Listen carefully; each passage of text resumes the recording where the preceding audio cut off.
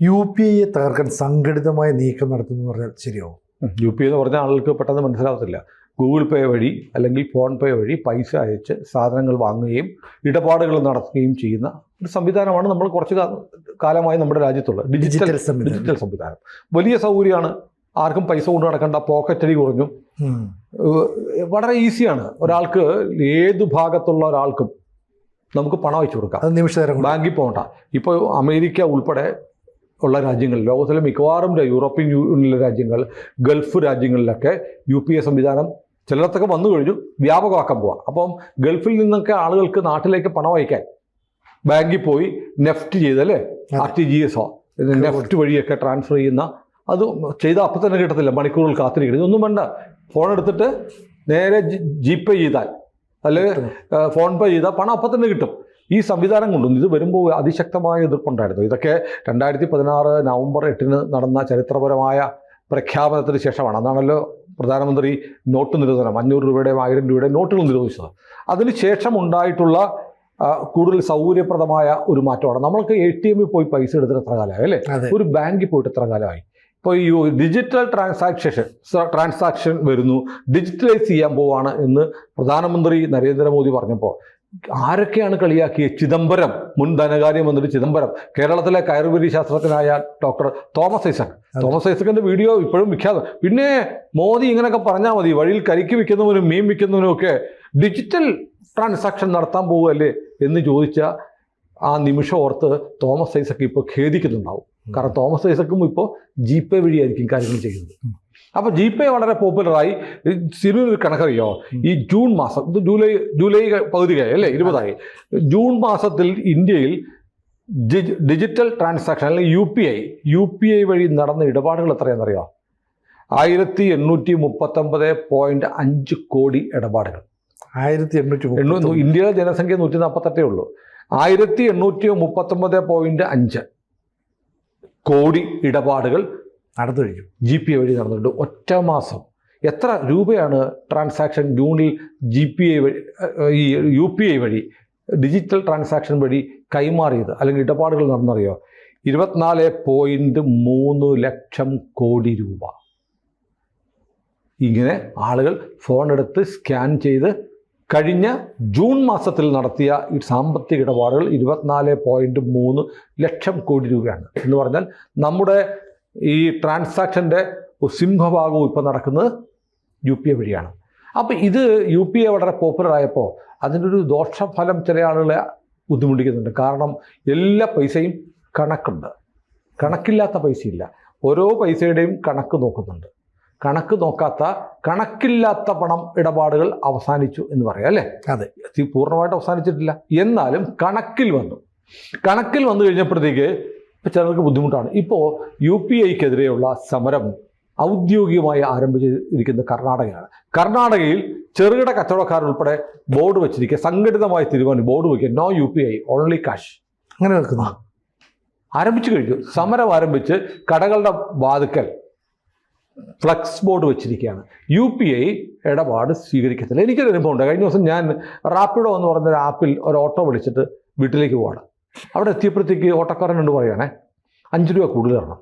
ഞാൻ പറഞ്ഞത് അത് UPI ഇല്ലേ, അതിന് 5 രൂപ എക്സ്ട്രാ ഫീസ് ഉണ്ടെന്ന്. ഞാൻ പറഞ്ഞത് ഇത് ആര് നിങ്ങളോട് പറഞ്ഞു? അങ്ങനെയൊക്കെയാണ് നിയമം, അങ്ങനെയൊക്കെ ഉണ്ട്. ഞാൻ പറഞ്ഞു ഞാൻ അറിഞ്ഞിട്ടില്ലല്ലോ. എനിക്കറിയാം. ഞാൻ പറഞ്ഞത് തനിക്കറിയാമെങ്കിൽ തൻ്റെ കയ്യിലിരുന്നോട്ടെ, എനിക്കും കൂടെ അറിയുന്ന കാലത്ത് ചെയ്യാം. അതായത് ഞാൻ വന്നിരിക്കുന്നത് മഴയായതുകൊണ്ട് ശരിക്കും നോർമൽ സമയത്ത് അങ്ങോട്ട് വരാൻ 30 രൂപയുടെ ഓട്ടോ ഉള്ളൂ.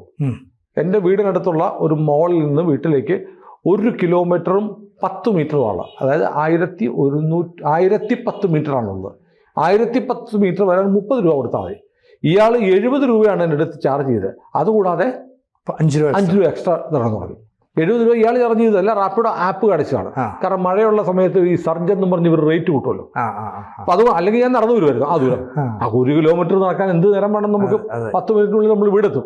അതിന് അയാളോട് പറയുകയാണ് 5 രൂപ കൂടുതൽ വേണം. UPIക്ക് ഇപ്പം അങ്ങനെയുണ്ടത്. അപ്പോൾ UPIക്ക് ഇനി ചാർജ് ഏർപ്പെടുത്താൻ പോകുന്നൊക്കെ പറഞ്ഞുള്ള പ്രചരണങ്ങളൊക്കെ വ്യാപകമായിരുന്നു. ഇപ്പം എന്താ കർണാടകയിലെ പ്രശ്നം എന്താണെന്ന് വെച്ചാൽ, കർണാടകയിൽ പ്രശ്നം ഉണ്ടാകാൻ കാരണം ഏറ്റവും ശ്രദ്ധിക്കേണ്ട കാര്യമാണ്. അതായത് 40 ലക്ഷം രൂപയിൽ കൂടുതൽ വിറ്റുവരവുണ്ടായാൽ GST രജിസ്ട്രേഷൻ എടുക്കണം. അപ്പോൾ കർണാടകയിൽ ഇപ്പോൾ ഏറ്റവും കൂടുതൽ ഈ നോ UPI ഓൺലി ക്യാഷ് എന്ന് ബോർഡ് വെച്ചിരിക്കുന്ന ആരെന്നറിയോ? തട്ടുകടക്കാരാണ്.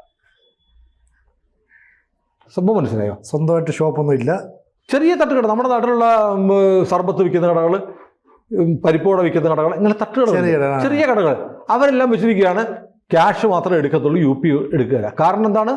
GST രജിസ്ട്രേഷൻ വേണം. ആർക്ക്? 40 ലക്ഷം രൂപയിൽ കൂടുതൽ വിറ്റുവരവുണ്ടെങ്കിൽ. അപ്പോൾ തട്ടുകടക്കാരൻ്റെ വിറ്റുവരവ് എത്രയാണ്? 40 ലക്ഷത്തിൽ കൂടുതലാണ്. നമ്മൾ വാങ്ങുന്നത് 10 രൂപയുടെ വട, അതെ, 10 രൂപയ്ക്ക് ചായ, ഇതെല്ലാം വാങ്ങുന്ന തട്ടുകടക്കാരന്, വഴിയോര കച്ചവടക്കാരന് 40 ലക്ഷം രൂപയിൽ കൂടുതൽ വിറ്റുവരവുള്ളത്. അപ്പോൾ അവൻ GST രജിസ്ട്രേഷൻ അടക്കണം, ടാക്സ് കൊടുക്കണം.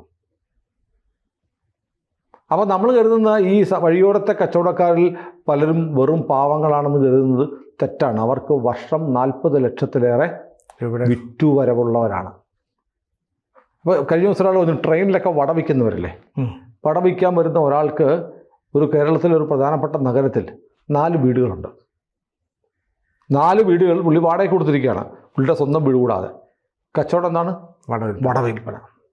അപ്പോൾ നമ്മൾ ഈ കച്ചവടം ചെയ്യുന്ന ആളുകൾ മോശക്കാരാണെന്നല്ല, പാവപ്പെട്ട കച്ചവടക്കാരാണ്. ഞങ്ങളെ ദ്രോഹിക്കാമോ എന്ന് ചോദിക്കുമ്പോൾ പാവപ്പെട്ട ഈ കച്ചവടക്കാരൻ്റെ ബാങ്ക് ബാലൻസ് നോക്കുമ്പോഴാണ് പ്രശ്നം എന്ന് പറഞ്ഞാൽ, നമ്മൾ അവർ പാവമല്ലേ, മഞ്ഞും വെയിലും കൊണ്ട് നിന്ന് വഴിയോരത്ത് നിന്ന് കച്ചവടം നടത്തുകയാണ്. ശരിയാണ് സാർ, നിങ്ങൾക്ക് 40 ലക്ഷം 50 ലക്ഷം 1 കോടി രൂപയൊക്കെ വിറ്റുവരവുണ്ടെങ്കിൽ നിങ്ങളുടെ രാജ്യത്തെ നിയമം അനുസരിച്ച് ടാക്സ് കൊടുക്കണം. ഇവിടെ ശമ്പളം, ജോലി ചെയ്യുന്ന ഉദ്യോഗസ്ഥന്മാരുടെ ശമ്പളത്തിന് എംപ്ലോയ്മെൻറ്റ് ടാക്സ് കട്ട് ചെയ്യുന്നുണ്ട്. പാവപ്പെട്ടവന് ഒരു നിശ്ചിത തുകയെ കൂടുതൽ അധ്വാനിച്ച് പണിയെടുക്കുന്ന സർക്കാർ ജീവനക്കാരന് അല്ലെങ്കിൽ സ്വകാര്യ ജീവനക്കാരൻ്റെ ശമ്പളത്തിൻ്റെ നിശ്ചിത ഭാഗം തൊഴിൽക്കരമായി പിരിക്കുന്നുണ്ട് തദ്ദേശ സ്വയംഭരണ സ്ഥാപനങ്ങൾ, അവരൊക്കെ അടയ്ക്കുകയാണ്. അപ്പോൾ വഴിയോരത്ത് നിന്ന് കച്ചവടം ചെയ്യുന്നു, ഒരു ലൈസൻസ് വേണ്ട, ഒരു വാടക വേണ്ട, കറണ്ട് ചാർജ് വേണ്ട, ഒന്നും വേണ്ട. ഇത്തരം സൗകര്യങ്ങളെല്ലാം അനുഭവിച്ച് കച്ചവടം ചെയ്തിട്ട് വർഷം 50 ലക്ഷവും 1 കോടി രൂപയും വരുമാനം ഉണ്ടാക്കിയിട്ട് അതിൻ്റെ ഒരു വിഹിതം നികുതി കൊടുക്കേണ്ടി വന്നാൽ പറ്റില്ല എന്ന് പറയുന്ന ഒരവസ്ഥയാണ് ഇപ്പം UPI വഴി അയച്ചു തരുന്ന ട്രാൻസാക്ഷൻ കച്ചവടം നടത്തിയാൽ എൻ്റെ വരുമാനം മനസ്സിലാവും. എൻ്റെ വരുമാനം മനസ്സിലാക്കിയാൽ ഞാൻ നികുതി കൊടുക്കേണ്ടി വരും. നികുതി കൊടുത്താൽ അങ്ങനെ നികുതി കൊടുക്കണമെന്നുണ്ടെങ്കിൽ UPI വേണ്ട. എങ്ങനെയുണ്ട്? അവർക്ക് ഈ രാജ്യത്ത് സഞ്ചരിക്കാൻ നല്ല റോഡ് വേണം, സർക്കാരിൻ്റെ ആനുകൂല്യങ്ങളും സഹായങ്ങളും എല്ലാം വേണം. അങ്ങനെ പറയുന്നവർ, രാജ്യത്ത് നികുതി കൊടുക്കാൻ ഞാൻ തയ്യാറല്ല എന്ന് പറയുന്നവർ, എനിക്ക് സർക്കാരിൻ്റെ ഒരു സഹായവും വേണ്ട, ഞാൻ സർക്കാരിൻ്റെ റോഡിൽ കൂടെ പോകത്തില്ല, സർക്കാർ ആശുപത്രിയിൽ പോകത്തില്ല, എന്തുകൂടെ തീരുമാനിക്കണ്ടേ? അപ്പം സർക്കാരിന് കിട്ടുന്ന പണം നരേന്ദ്രമോദിയോ പിണറായി വിജയനോ വീട്ടിൽ കൊണ്ടുപോകണോ? അല്ലല്ലോ. അത് നാടിൻ്റെ ആവശ്യങ്ങൾക്ക് വേണ്ടി, പല കാര്യങ്ങൾക്ക് വേണ്ടി വിനിയോഗിക്കുകയാണ്. നല്ല റോഡുകൾ ഉണ്ടാക്കുന്നു, ആശുപത്രികൾ ഉണ്ടാക്കുന്നു, വിദ്യാഭ്യാസ സ്ഥാപനങ്ങൾ നടത്തുന്നു. ഇതിനൊക്കെ സർക്കാരിൻ്റെ പണം വേണം. എവിടുന്ന പണം? നമ്മൾ കൊടുക്കുന്ന നികുതിയാണ്. അപ്പോൾ നികുതി കൊടുക്കേണ്ടി വരും എന്ന് കരുതി UPIയെ പരാജയപ്പെടുത്താനുള്ള ഒരു സംഘടിത നീക്കം കർണാടകയിൽ ആരംഭിച്ചിരിക്കുകയാണ്. പക്ഷേ വേറെ കാര്യമുണ്ട്, പലരും പറയുന്നുണ്ട് UPI ഇല്ല, കാശ് മാത്രമേ എടുക്കുകയുള്ളൂ. ഞങ്ങൾ ഫ്ലക്സ് വെച്ച്, സംഘടനക്കാർ പറഞ്ഞപ്പോൾ ഫ്ലക്സ് വെച്ചു. പക്ഷേ ഇപ്പോൾ പറ്റുന്നത് കച്ചവടം കുറഞ്ഞു പോയി, ആളുകളുടെ കയ്യിൽ പൈസ ഇല്ല. ആളുകൾ ഇപ്പോൾ പൈസ എടുക്കുക, കൊണ്ടു നടക്കുക എന്നുള്ള ശീലം കുറഞ്ഞു. പലരുടെയും കയ്യിൽ 100 രൂപ പോലും ഇല്ലാത്ത ഒരവസ്ഥ ഇപ്പോൾ ഉണ്ട്. അപ്പോൾ അതുകൊണ്ട് സാധനങ്ങൾ മേടിക്കാൻ ചെല്ലുമ്പോൾ UPI എടുക്കത്തില്ലെങ്കിൽ സാധനം വാങ്ങുന്നില്ല. കാരണം നമ്മളിപ്പോൾ വൈകുന്നേരം കഴിക്കുന്ന ഒരു പരിപ്പോട എസെൻഷ്യൽ ഒന്നും അല്ലല്ലോ. അല്ല, ഇടയ്ക്ക് ഒരു 11 മണിക്ക് ചായ കുടിക്കുന്നത് അനിവാര്യമായൊരു പ്രക്രിയയല്ല. സമയം മുമ്പ് ഒരു ടൈം പാസ്സാണ്. ഇന്ന് ഈ ടൈം പാസ് വേണ്ടെന്ന് നോക്കാം. എന്ത് ആളുകൾ തീരുമാനിക്കുന്ന തരത്തിലേക്ക് വരും. ഇത് വളരെ ലാഘവത്തോടെ കാണേണ്ടതല്ല. നമ്മുടെ രാജ്യത്ത് ഫലപ്രദമായി, വിജയകരമായി ആളുകളുടെ ജീവിതത്തെ എളുപ്പമാക്കുന്ന ഒരു പ്രക്രിയയാണ് UPI ട്രാൻസാക്ഷൻ, ഗൂഗിൾ പേ ഒക്കെ. അതിനെ അട്ടിമറിക്കാനുള്ള നീക്കം എന്ന് പറഞ്ഞാൽ അത്ര നിഷ്കളങ്കമല്ല. അത് രാജ്യത്ത് നികുതി അടയ്ക്കേണ്ടുന്ന സാഹചര്യം ഒഴിവാക്കാനും കള്ളപ്പണത്തെ പ്രോത്സാഹിപ്പിക്കാനും വേണ്ടിയിട്ടാണ്. കാരണം എത്ര വരുമാനം ഉണ്ടെന്ന് അറിയത്തില്ല. ഈ GPI എടുക്കത്തില്ല എന്ന് പറഞ്ഞാൽ എത്ര വരുമാനം ഉണ്ടെന്ന് ആരോടും ഡിസ്ക്ലോസ് ചെയ്യേണ്ട, തെളിവില്ലാണ്ടാവും. അപ്പോൾ വലിയ തോതിൽ നമ്മുടെ സാമ്പത്തിക രംഗത്തെ പിന്നാക്കം കൊണ്ടുപോകാനുള്ള ശ്രമത്തിൻ്റെ തുടക്കമാണ് കർണാടകയിൽ. ഒരുപക്ഷെ കോൺഗ്രസ് സർക്കാർ ഭരിക്കുന്നത് കൊണ്ട് അവരിതിന് ഒത്താശയും കൂടെ ചെയ്യുമായിരിക്കും. പക്ഷേ കർണാടകയിലെ ഈ വാണിജ്യ നികുതി വകുപ്പിനെതിരെ പ്രതിഷേധിച്ചിട്ടെന്നൊക്കെയാണ് അവർ പറയുന്നത്. അവർ നോട്ടീസ് അയച്ചു. നിയമം അങ്ങനെയല്ലേ, 40 ലക്ഷത്തിൽ കൂടുതൽ നിങ്ങൾ വിറ്റുവരവുണ്ടെങ്കിൽ നിങ്ങൾ GST രജിസ്ട്രേഷൻ എടുക്കണം. എന്നത് നാട്ടിലെ നിയമമാണ്. ഇനിയിപ്പോൾ ഇവർ പറയുന്നൊരു ന്യായമുണ്ട്, ഇതിനകത്ത് വിൽക്കുന്ന ചില സാധനങ്ങളിലൊക്കെ GST ഇല്ലാത്ത ചില സാധനങ്ങൾ ഞങ്ങൾ വിൽക്കുന്നുണ്ട്.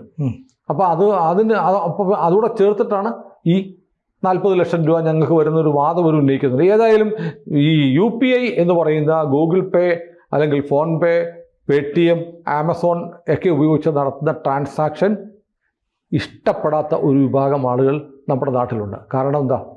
അവരുടെ വരുമാനം എത്രയാണെന്ന് സർക്കാർ ഏജൻസികൾ, നികുതി വകുപ്പ് മനസ്സിലാക്കും. അതനുസരിച്ച് നികുതി കൊടുക്കേണ്ടി വരും. സർക്കാരിന് നികുതി കൊടുക്കാൻ തയ്യാറല്ല എന്ന് പറയുന്നവർ സംഘടിതമായി കർണാടകയിൽ UPIയെ പരാജയപ്പെടുത്താൻ ഉള്ള ശ്രമം ആരംഭിച്ചു കഴിഞ്ഞു. ഇത് ചെറുക്കേണ്ടതാണ്. UPI എടുക്കത്തില്ല എന്ന് പറയുന്ന സ്ഥാപനങ്ങൾ ജനങ്ങൾ കൂട്ടത്തോടെ ബഹിഷ്കരിക്കുകയാണ് വേണ്ടത്. കാരണം ഇവർ നാടിൻ്റെ വികസനത്തെ, പുരോഗതിയെ, സമ്പദ്ഘടനയെ അട്ടിമറിക്കാൻ നിലവിലുള്ള നിയമത്തെ പരാജയപ്പെടുത്താനുള്ള ശ്രമമാണ് നടത്തുന്നത്. ഒരുപക്ഷെ കേരളത്തിലും ഈ വലിയ താമസമില്ലാതെ ഈ ബോർഡ് വന്നേക്കാം. കേരളത്തിൽ ചിലയിടത്തൊക്കെ ഉണ്ട്. ചില സ്ഥാപനം ഞാൻ കണ്ടിട്ടുണ്ട് GPay ഇല്ല എന്ന് ബോർഡ് വെച്ചിരിക്കുന്ന സ്ഥാപനങ്ങൾ ഞാൻ കണ്ടിട്ടുണ്ട്. കൂടുതൽ വാർത്തകളും വിശേഷങ്ങളും നിങ്ങളിലേക്ക് എത്താൻ ABC മലയാളം സബ്സ്ക്രൈബ് ചെയ്യുക, ബെൽ ബട്ടണും അമർത്തുക.